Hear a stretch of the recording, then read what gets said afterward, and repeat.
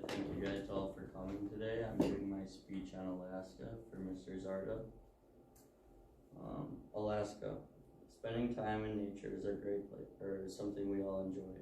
We live in a beautiful place where we spend lots of time outdoors. Take a minute to look at the screen. What do you think of this place?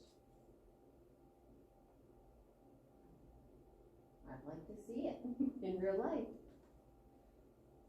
Yeah, I agree. I'd like to go there too. Spending time together is an important part of our family. This is why I'd like to take a trip here. Alaska would be a great choice for our family. I know that not everybody here has unlimited time and money to take a trip to Alaska, but with proper planning and vacation time, this is achievable for us. Taking a trip to Alaska would allow us to spend quality time together while enjoying nature.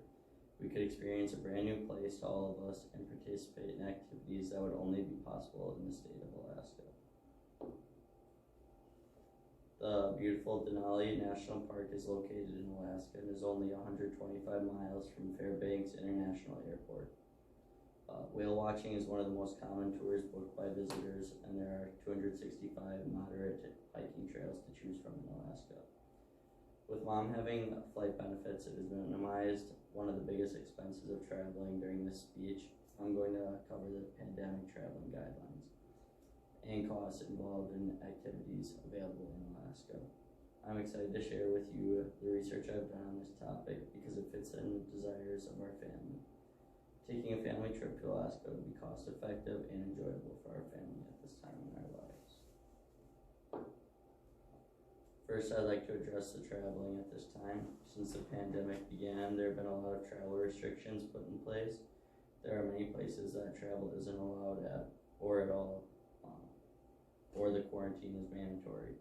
Luckily, the CDC guidelines for traveling to Alaska would still make it possible for us to enjoy this special time together.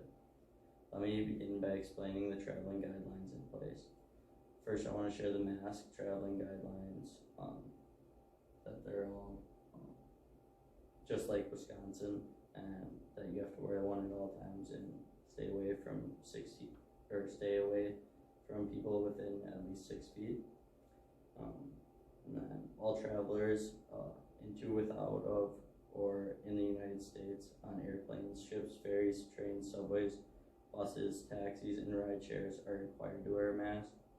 Since we are diligent about wearing our masks, this isn't anything new to us.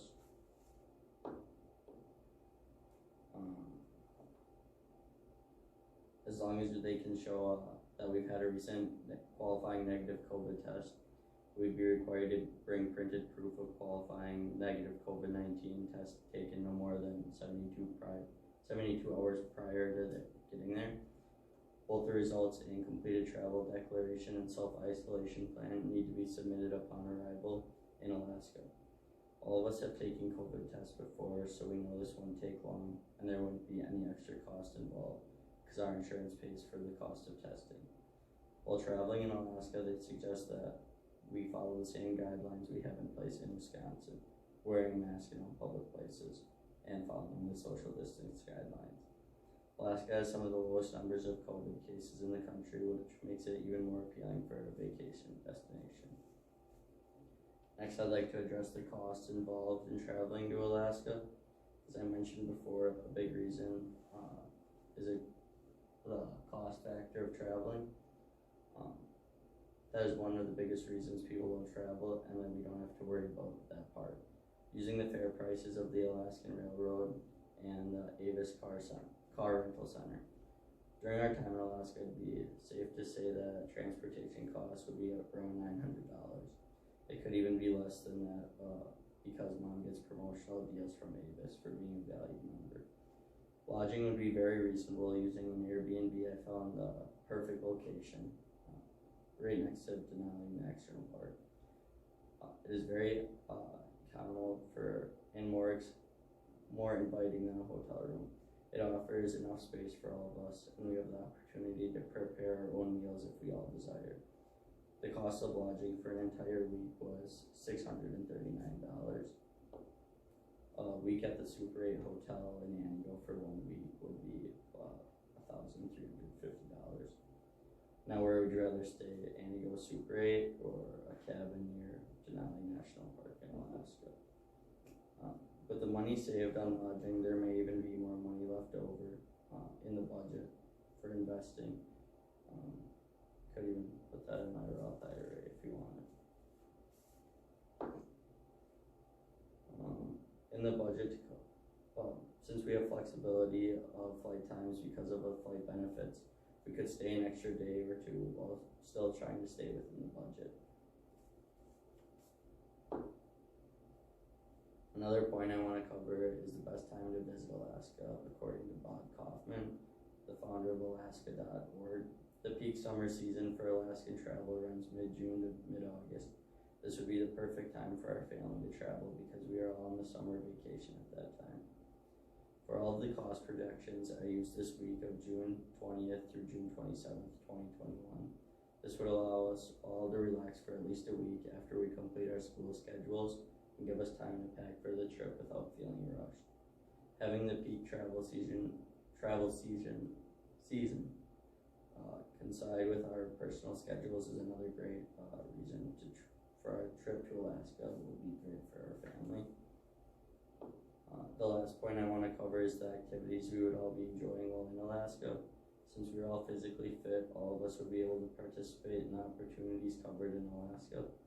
Participating in these activities will be beneficial for our mental health. Being outside in nature is good for the mind and body. All of us love to spend time outdoors, and this trip would be a great place for us to do that every day. Since we would only be spending a week, whale watching was one of the activities I thought we would all enjoy. I know Mom has been whale watching twice and still hasn't seen one. I think it'd be fun for all of us to see that together at the same time. According to the Alaskan Whale Tours, the best time to see humpback whales is during the summer months.